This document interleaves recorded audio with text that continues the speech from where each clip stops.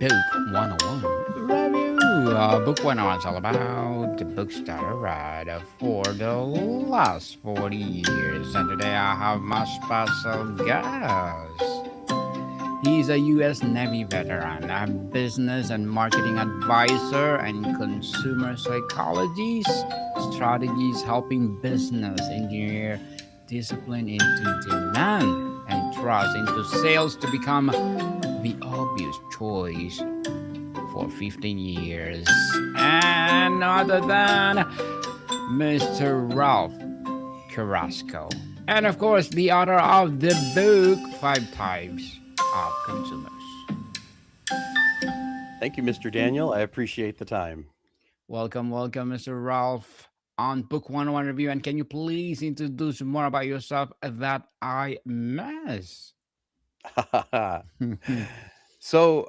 As you mentioned, I served in the U.S. Navy from 1999 to 2010. And candidly, I got out due to the fact that I had a little girl who told me that, Daddy, I don't like it when you miss birthdays. broke Yes.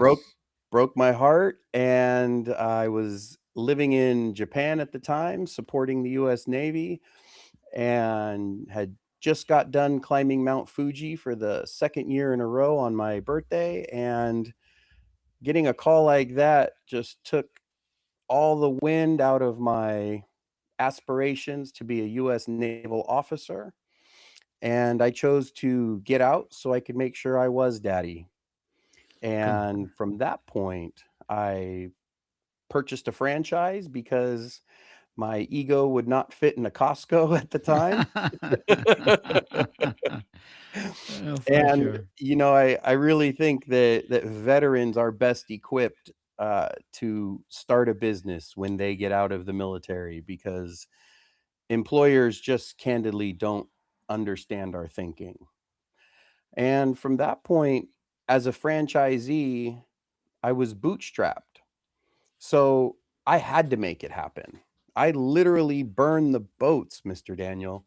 I went all in, and I had to make it work with my OxyFresh of Modesto franchise. And candidly, after a couple years, I took it to number one in the local area by truly dissecting consumer decision making and why they would call my company and me versus the long-standing companies who have been around for decades. And that is truly the basis for my book. And then from that point in 2017, I decided I didn't want to be on any more contracts, if you can understand that. Yes. And from there, I burned the boats once again and became a private consultant, offering my services to local business owners, locally, regionally, statewide, nationwide. And I've even had some people across the world ask me about my insights. So it's been a fun journey. And then, Mr. Daniel, during COVID, I actually became a business advisor, helping people buy and sell businesses with Trans World Business Advisors. So my whole goal has been to establish skills, resources, and abilities to help my fellow veterans cut the learning curve, so that way when they get out, I can be here as a resource to assist them on their journey. And we congratulate you for doing that, Mr. Ralph. You need an applause. Thank you. Yes, and thank you so much for sharing your knowledge and wisdom to the world. And today, let's talk about your book, Five Types of Consumers. So, tell us what key behavioral or psychographic data points that you use to move beyond basic or demographics and define the five distinct types. Yeah, so essentially, as I mentioned, when I had my in-home service business, imagine, Mr. Daniel, I went from tomahawk or cruise missile tech support in the US Navy, working with admirals and captains of warships, to knocking on people's door and saying, "Hi, I'm Ralph. I'm here to help clean the dog pee out of your carpet." Okay. And so it was very humbling, and then at the same time as well, it was also an opportunity for me to consistently engage with our customers, and I would ask them, "How did you find us? How did you hear about us? We don't do a lot of marketing. What made you, fall in love with us?" I mean, Mr. Daniel, it went from literally, showing up in the beginning and people looking at me sideways and, "Who are you?" And, I'm 6 foot, Yeah. 240, 250, 260, depending on the season. I don't know if you can understand that. Yes. Yes. And, I went from that to, having people question who I am, to literally a few years later, people flinging open their door and saying, excited and saying, "Hi, Ralph, how are you?" And I'm stepping backwards, going, how when someone gets excited to see you, Yes. I'm like, I kind of pull back a little bit and I'm like, "Do I know you?" I'm like, "I have a really good memory, but I don't think we've ever met." And it was, "No, we've never met, but we've just read all of your reviews. We love your before and after pictures. We really appreciated how you explained the process of how you do your services, as well as that the solutions you use were non-toxic, safe for kids and pets, and only used a little bit of water so the carpets weren't soaked and the upholstery wasn't soaked for days."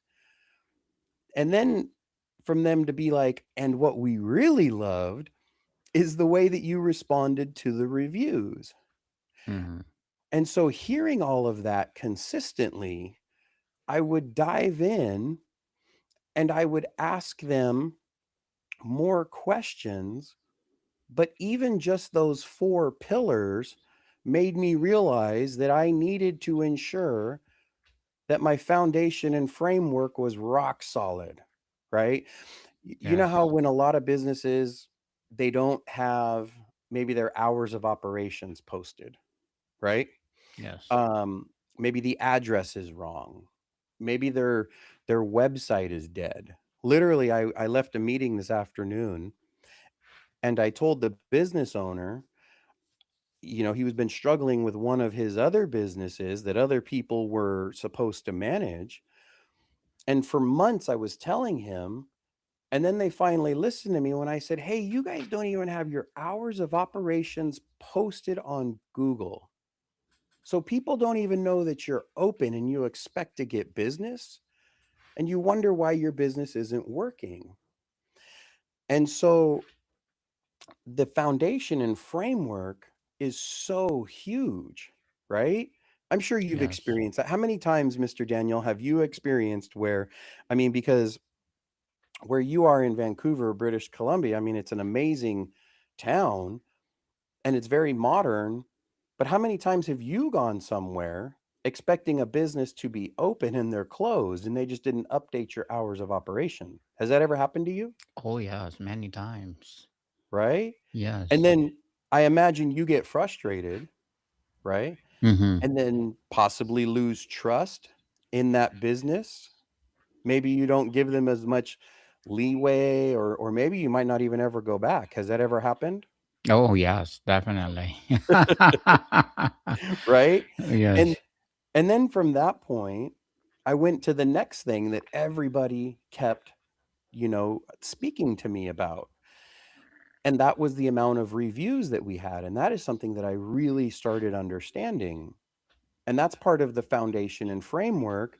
And it's actually the second type of consumer that I speak about, and that's the star counters. The star counters, those are people that want to go to the places with the most five-star reviews. And from that point, a lot of times they'll just go there, right? Like Imagine you have a couple different options for what you want to do. And then there's one business that has maybe 5 reviews. And then there's another one that has a dozen. But then there's another one that has like 48 or 50 reviews, right? Yes, Which one are you going to choose, sir?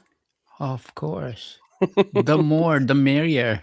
Yes, sir. Because what I came to realize is that less than 5% of people actually write a review. True. I mean, I'm sure that you're very out and about. I'm sure you go to a lot of places. When was the last time you wrote a review for a local business? And I. I didn't mean to put you on the spot, but it's so true. Like, True. we have Once in a so blue many moon. people. Yeah. We have so many people we love, so many business owners who have to make it.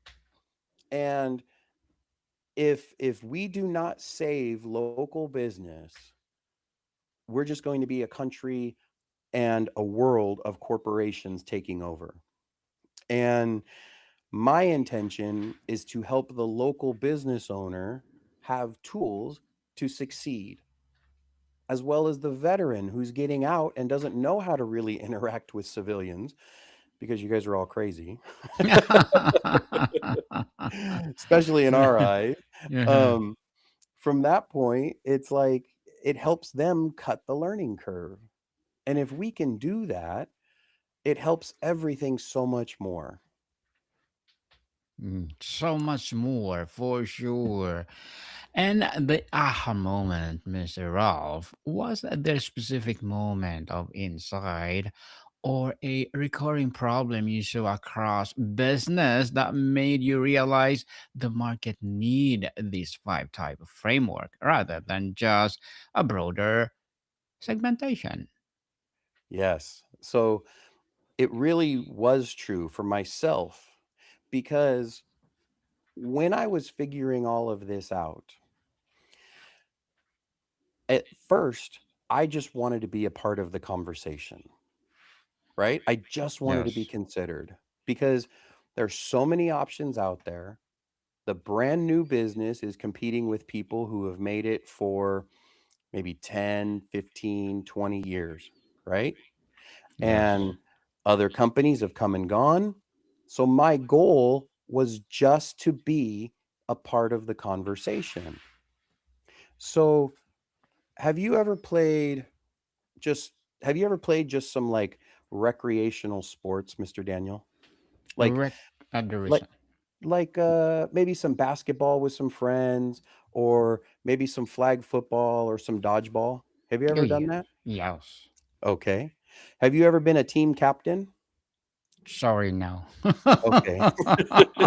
Well, so imagine, right? So you have two different people who are going to build their team, and Yes. there's maybe 15 people waiting to play. Two people are going to pick who's going to be on their team. Does that make sense? Makes sense. Okay. Now, let's say you're the team captain.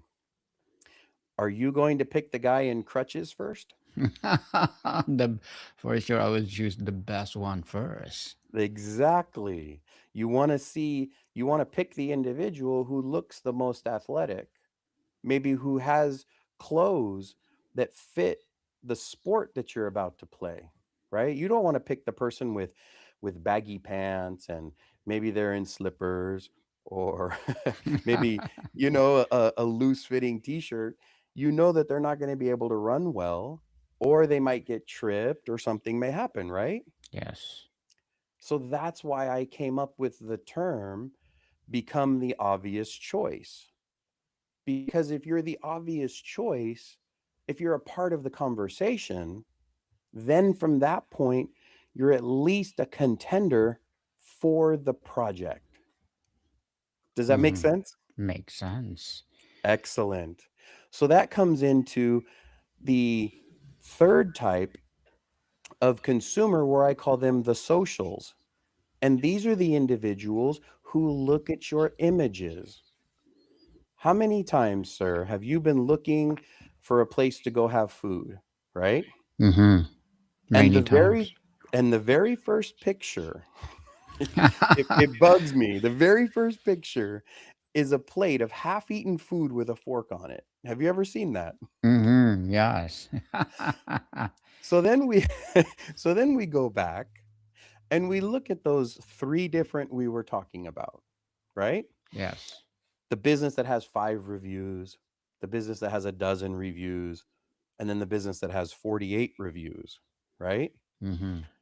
Well, let's say the business that has 5 reviews has that first picture I talked about, right? A Yes. plate of food with a fork. Maybe their profile's not even claimed. Maybe they don't even care about the reviews. Their hours of operation are long gone. They're not even posted correctly. And then they're mad why nobody comes to their business, right? Mm-hmm. Then the other individual has um the let's say the other business with a dozen reviews. Maybe they've got a couple nice pictures, but they're posted by consumers. Because some people do take nice photos, right? Yes.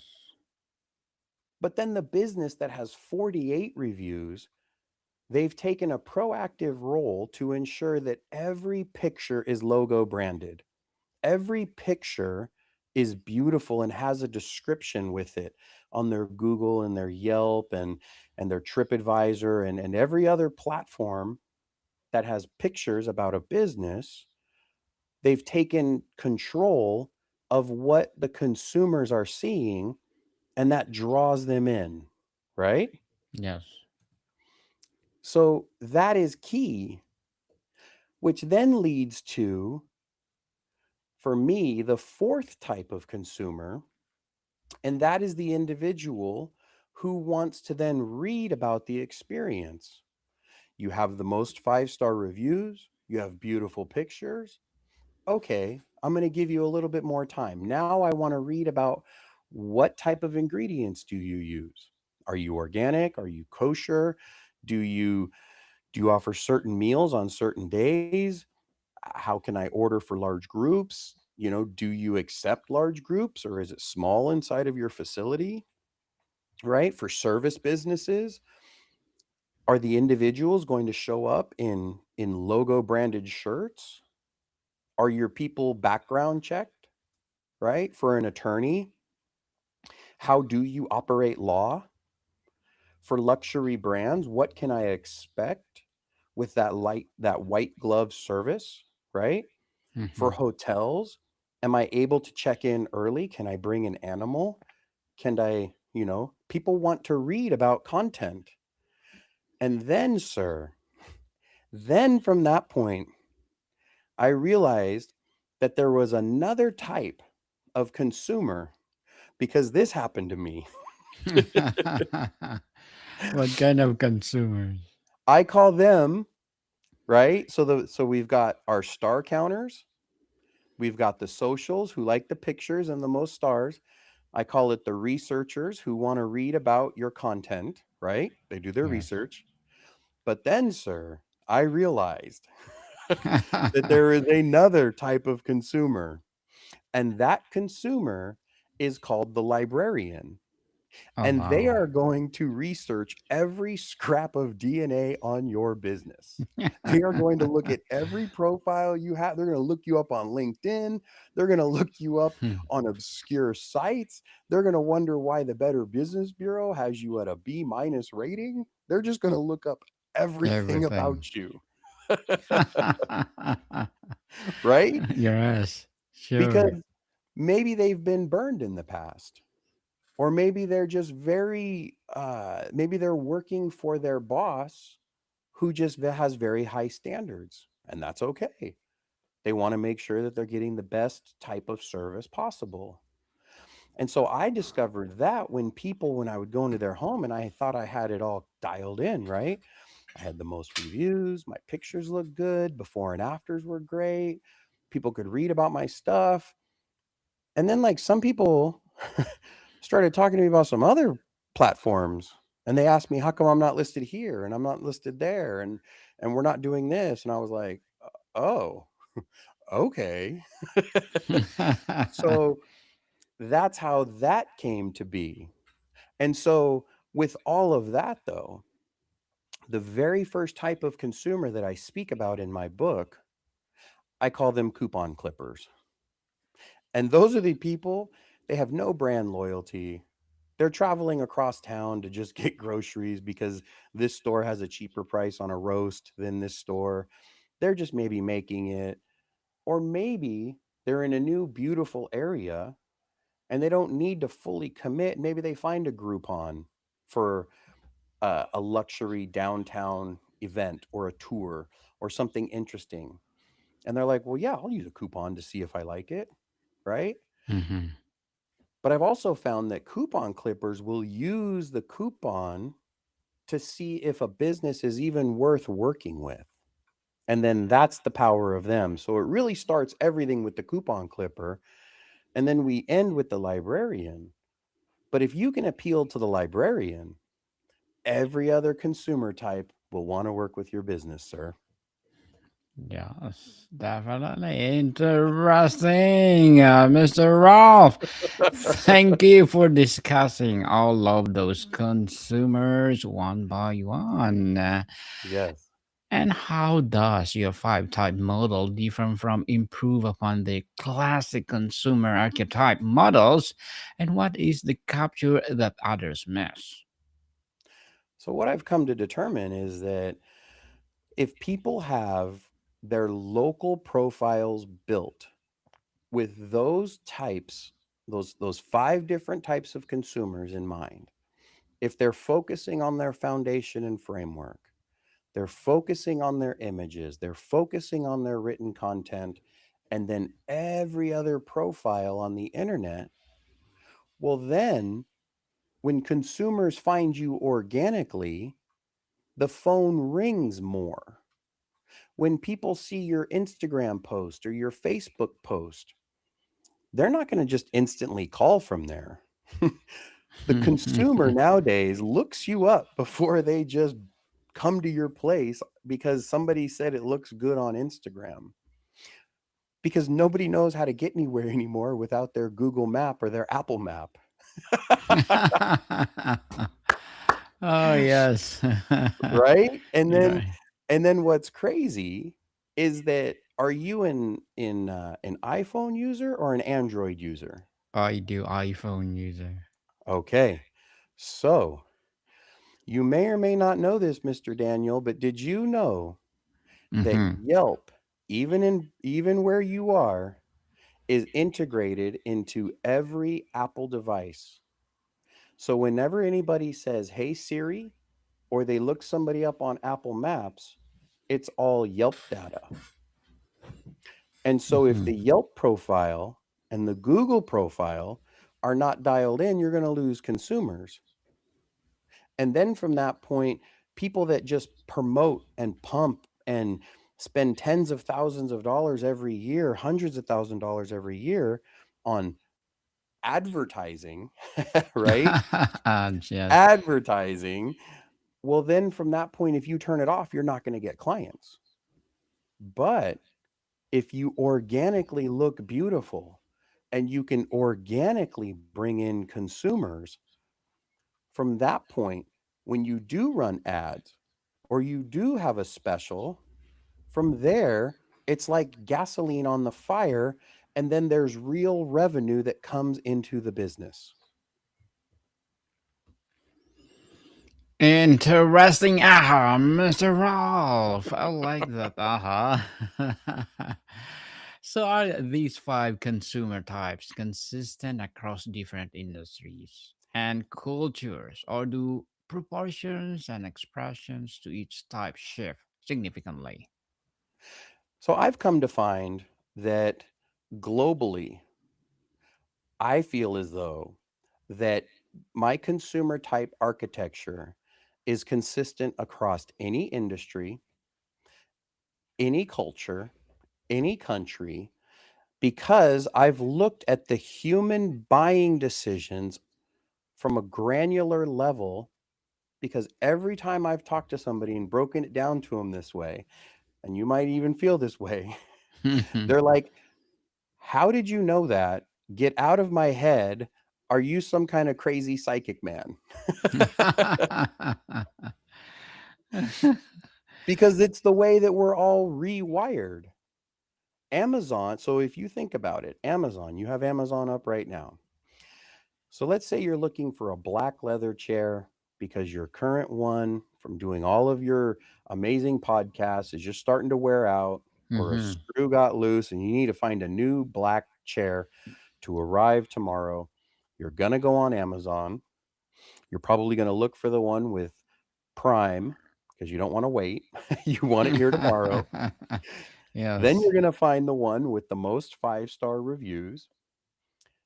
You're probably going to pick three or four of them to see which one you like best. From there, the first thing you're going to see when you land on your Amazon listing is the photos. You're going to look at the photos.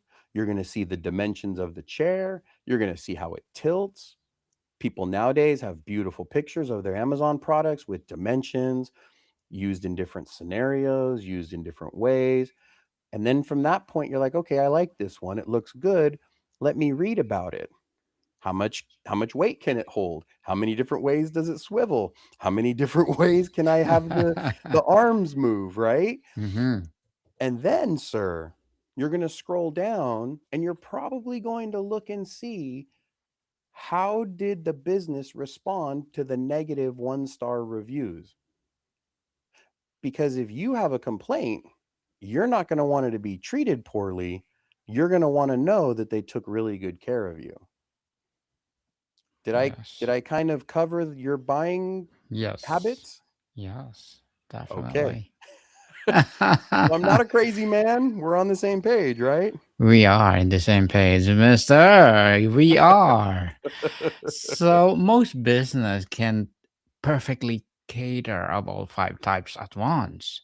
How do you advise them to prioritize which one or two types of focus on, especially when starting out? Star counters.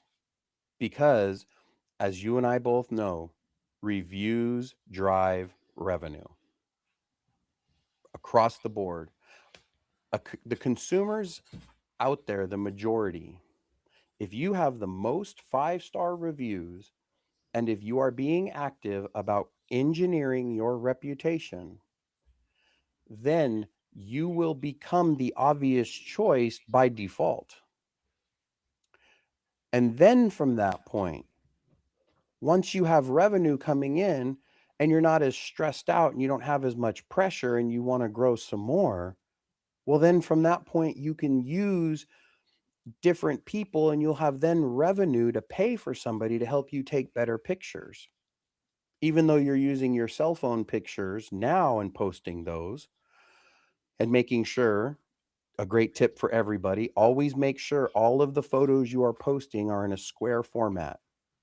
And you can use something like Canva, because if you post it in a square format, it resolves well on Google, Yelp, LinkedIn, Facebook, Instagram, TripAdvisor.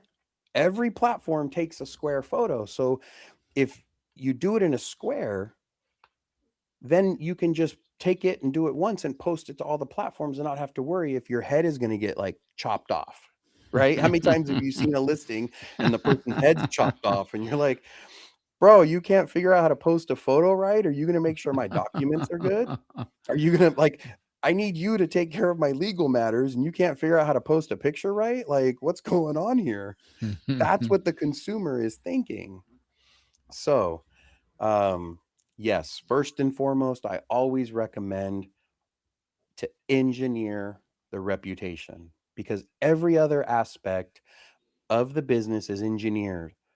And when less than 5% of people write a review, swaying the other 95%, well, you have to engineer that. Just like you engineer your logo, your uniforms, the way you do things, your forms, your outreach, the way you answer the phone.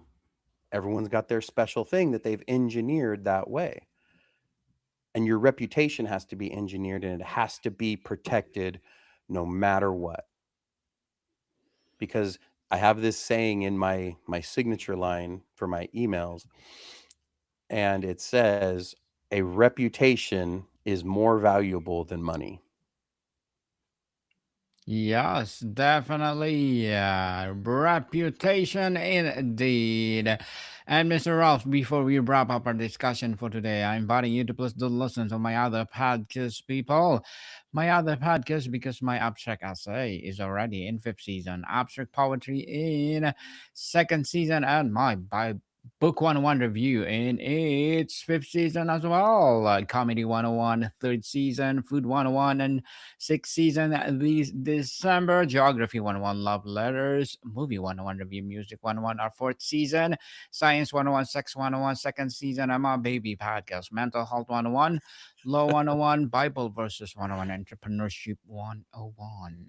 I'm inviting you, Mr. Ralph, to be my guest on entrepreneurship 101. You have Oh, a thank you. yes, please do come over and let's promote your book over there. Please listen to them wherever you listen your podcast.